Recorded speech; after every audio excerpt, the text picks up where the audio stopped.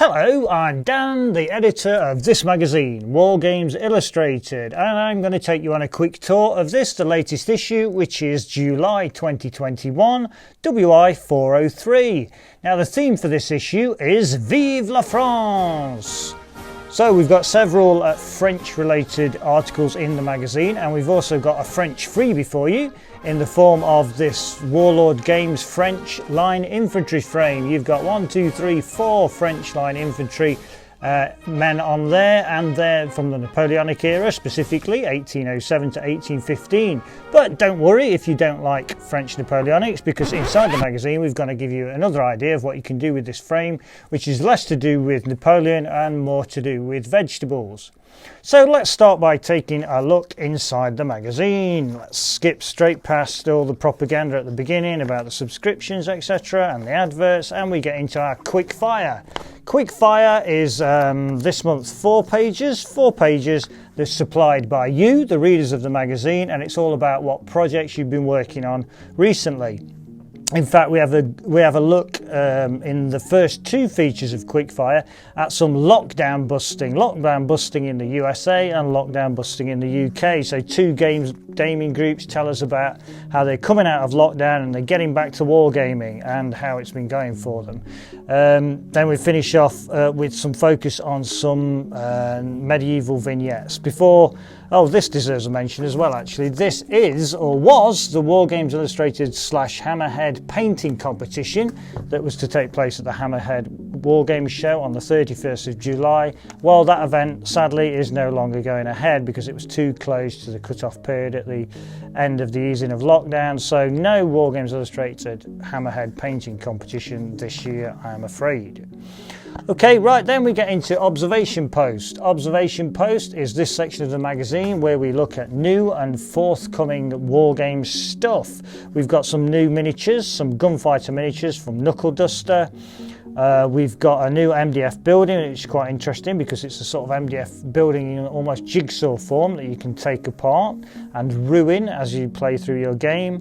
Then we're looking at a new Borders of Blood Wargaming the Paraguayan War book from Caliver Books, before getting on to Army Painter's new set, Games Master Dungeons and Caravans core set, which has got some interesting components in it, including a spray that you can use to spray polystyrene without it disintegrating in front of your very eyes.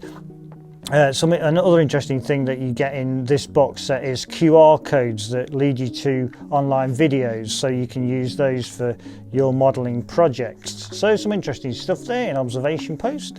Before we get to another one of our regulars, Full Paper Jacket. Full Paper Jacket is where our bookworm Neil Smith takes a look at what wargaming books, or rather military history books, would appeal to wargames fans and what you should have on your shelf. Then we get into our first article proper, which is our cover mount focus, Turnip 28 line infantry. If you remember, in the last issue of the magazine we featured something about Turnip 28. Now this is this crazy world of kit bashing where you take medieval or Napoleonic or anything you like really, figures, plastic figures generally, you kit bash them together and you create something that would live in the Turnip 28 post-vegetable apocalypse world. So that's what I was talking about, this frame here. Even if you don't like Napoleonics, James, our project manager, is giving you some great ideas of things you can do with it to bring it into the Turnip 28 world. Loads of conversions, loads of crazy stuff going on there. Into the next article, which is the first one in our theme, which is Frenchilan. Frenchilan is a focus on famous French Elan by Jim Graham. He's talking about what Elan is all about, how it can be used in war games, how it really existed in military history from the dawn of Elan to the high point at the beginning of the First World War, discussing what Elan was and how it can be used within wargaming. Then we've got a modelling guide for you here, Making an Open Crypt. This is something that would be very useful for games like Ghost Archipelago, making some steps and a crypt with a light inside. Our next article is another French one, Enfants Perdus, France's Light Infantry Revolution. So Colonel Bill Gray talks a lot in this article about the light troops that are used by the French army throughout history in different periods, and again how they can be used on the tabletop. Before a couple of more adverts there, and then we get into Why I Love. Why I Love is one of our regular features in the magazine, or rather this month it's Why We Love, because it's project manager James talking about why we collectively as Wargames Illustrated love the Old West rules, Legends of the Old West. Not only does he talk about why he loves the rules, but he also talks to the designer of the rules, Mark Latham. Mark Latham, who used to work at Wargames Historical, talks about the Legends of the Old West rules, and also talks about Wargames Historical in general. Actually, which is quite interesting insight into what happened there with Warhammer Historical. Our next article is another Vive la France theme article. This time it's by James Morris. It's called Horizon Blue, and he tells us what paints to wear on your World War I French infantry. Mainly blues to make them look nice and bright on the tabletop.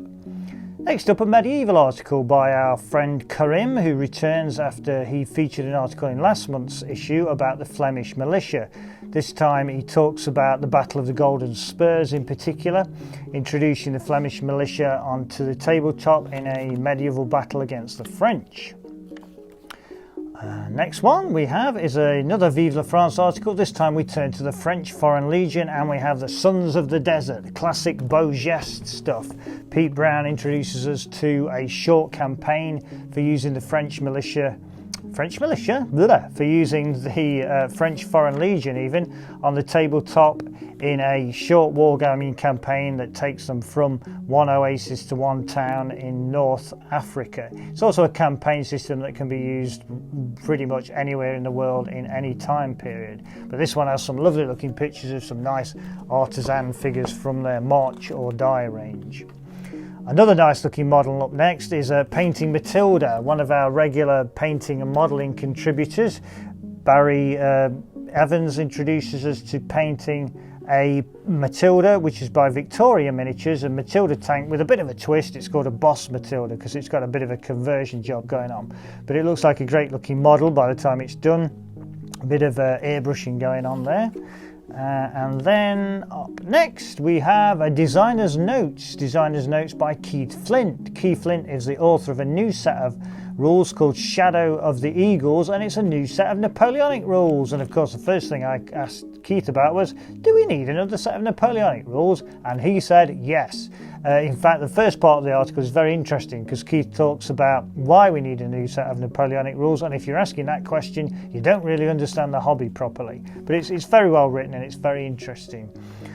Next up, I'm sorry Dave, I'm afraid I can't do that, is a Hobby Talk article by Pete Brown. That's a famous quote from 2001 A Space Odyssey by HAL 9000. And this article is about introducing AI into your tabletop battles.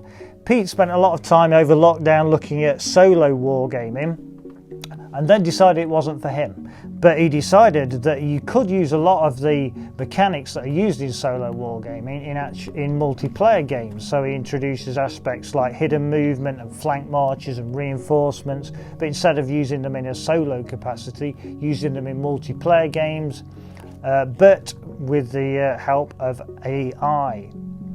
And an article here we have next is Project Showcase. It's by our old friend David Bickley, and it's Tales from Padawar. It's a project that he's been working on and we've seen before, or at least we've seen the first part of it before. It's an Indian Mutiny project, so he's building forces for the Indian Mutiny, both the British and the Indian forces in the subcontinent. And we finish off this issue with building part timber frame buildings. Part timber frame buildings being exactly what it says on the tin. It's a building that's not yet finished, but it looks nice on the tabletop. A part constructed building that could be used for pretty much any period, from the Tudor period onwards. And Andrew Pershaw tells us how he made that model. And there you are, looks good on the tabletop, doesn't it? So that's this issue of Wargames Illustrated magazine, issue 403, the July 2021 issue of the magazine, which comes free with this frame of Warlord Games French Napoleonic Infantry. Hope you enjoy it. This video has been brought to you by WI Prime, Wargames Illustrated magazine's online members club. View more videos or find out more about WI Prime by following these links.